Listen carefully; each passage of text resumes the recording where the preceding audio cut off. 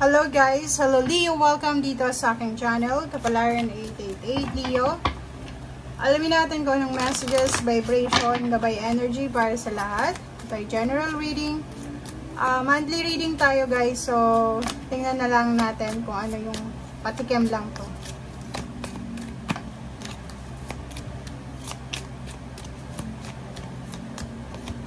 Okay, Leo. Okay, Emromar. Leo Wonder Voyage, Crossing Deep Waters, Pilgrimage, Journey of the Soul. Okay, wow. It's number 45. It's 9.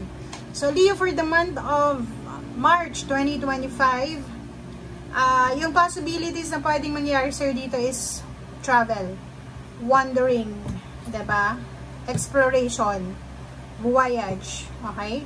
Pwedeng ikaw ay, magta-travel by car, by plane, by water, may pilgrimage ka, may journey ka na kailangan na gawin. So, pwedeng lilipat ng bahay yung iba, pwedeng lilipat ng bansa, pwedeng pupunta ng city, galing sa probinsya. May pwede din ditong gagawin yung iba na Leo is yung ayusin lang nila yung loob ng bahay nila, magde-declutter, parang ganun. So, kahit hindi sila mag-travel, pwedeng marami silang babaguhin sa loob ng bahay nila, parang ganun. Or posibleng plano mo to para sa bakasyon, and this March, posibleng ipaplano mo na talaga siya kung kailan ka magta-travel. Or pwedeng ibang Leo, sawang-sawa ka na sa environment mo. So, kailangan mo nang mag-travel talaga. 7 of Wands, wow! Mayroon kang pinaglalaban dito. Sinasabi sa'yo dito, Leo, na kailangan mong ipaglaban yung pangarap mo. Lalo na yung mga Leo na talagang pangarap nila mang ibang bansa. Yung mula bata pa sila, yun na talagang minamanifest nila na maka-experience ng buhay sa ibang bansa, makapag-travel by plane ng hindi lang 2 hours, siguro mga 9 hours, 16 hours, parang gano'n. So, nakikita ko yung 7 of Wands. Yung 7 of Wands dito is, for the month of March, sobrang lalakasan mo yung loob mo kasi gusto mo talagang mabago na lahat eh. Gusto mo nang bumalik sa dati yung buhay mo, lalo doon sa mga Leo matagal lang unemployed, or doon sa mga Leo na matagal-tagal na din na hindi sila nakapag-travel, nakalabas sa kanilang comfort zone, nakalabas sa kanilang bahay, or sa kung ano pa man.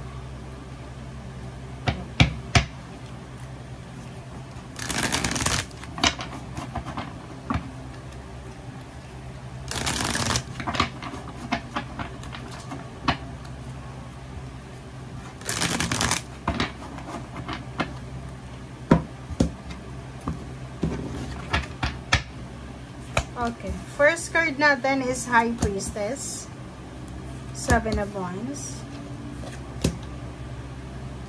Double confirmation yung 7 of Wands mo. Diba? Ang galing niya. Okay, Leo. 7 of Wands, 7 of Wands. So, dalawa siya. So, nakikita ko sa'yo dito, Leo, na starting this March, talagang sobrang aggressive yung approach mo dito eh. Diba? Napaka-aggressive ng approach ng Leo na to. Kung makikita mo dito yung 7 of Wands, sinasabi dito na ipaglalaban mo talaga yung kung ano yung karapatan mo. Gagawin mo ang lahat para sa anak mo, sa magulang, sa pamilya. Pro-protectionan mo kung ano yung meron ka, pamilya, relationship, trabaho, career, business.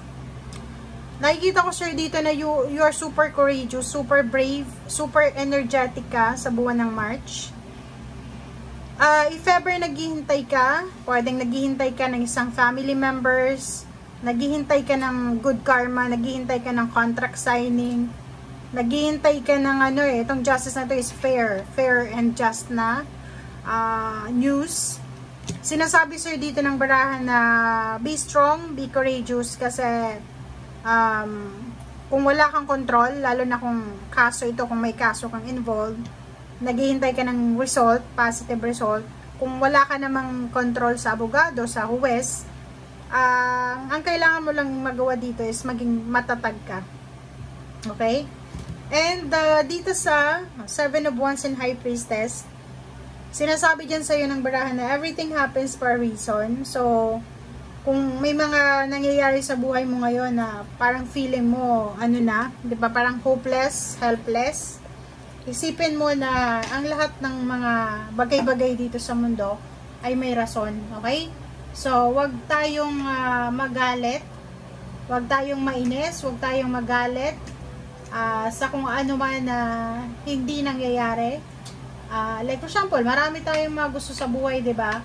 Marami tayong expectation na hindi nangyayari. Hindi rason 'yon para magalit tayo sa Panginoon, sa sarili natin, mawalan tayo ng tiwala kasi yun na nga, wala tayong control dito sa mundong ibabaw. Okay? Okay, Leo. Pero kung naghihintay ka talaga ng kontrata, contract signing papers, money, yun, lump sum of money, huwag mong aalisin yung pag-asa dyan sa puso mo na makukuha mo siya. Okay? 7 of Swords, 5 of Cups, naku, nakakaloka. Mag-iingat kayo guys kasi itong 7 of Swords na to is pwede siyang Gemini energy or any zodiac signs or any energy na medyo deceptive. Mag-iingat ka lalo sa relationship. Mag-iingat ka sa pagpapapasok ng mga tao sa buhay mo.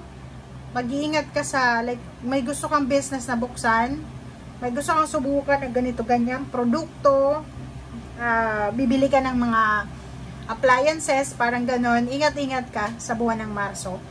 Kasi pwede kang maloko, ma-scam, or pwede kang mabiktima ng panlilinlang. Okay? Dito sa 5 of Cups, nakikita ko sa'yo dito na meron ka na posible, konti lang na pakiramdam to para sa Leo. May mararamdaman ka, Leo, konting panghihinayang. Siguro marami kang panahon, maybe years na yung sinayang mo, matagal kang unemployed, so binibilang mo siguro yung pera mo na kung nagtatrabaho ka sana, marami ka ng pera sa ngayon, marami kang savings, okay? Nakikita ko sure dito, sa usaping relationship, if in a relationship ka, nasa relationship ka, may asawa, may live-in partner, wala naman kayong rason na pwedeng mag-away, Leo. Yung King of Cups, family life, emotion, kontrolado mo naman siya sa buwan na to ng Marso.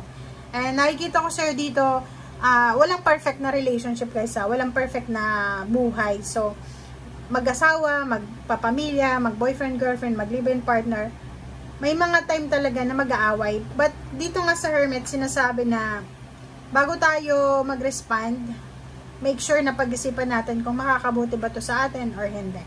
Okay, so maging matalino ka, gamitin mo yung oras mo ngayong Marso sa importanteng bagay. Umiwas ka sa tukso, umiwas ka sa mga taong scammer. Be patient, yun yung pinaka-sandata mo ngayon is pasensya. Kasi pwede kang i-test ng universe ngayon na mawala yung pasensya mo tapos, diba? So, yun lang. Thank you guys. Bye!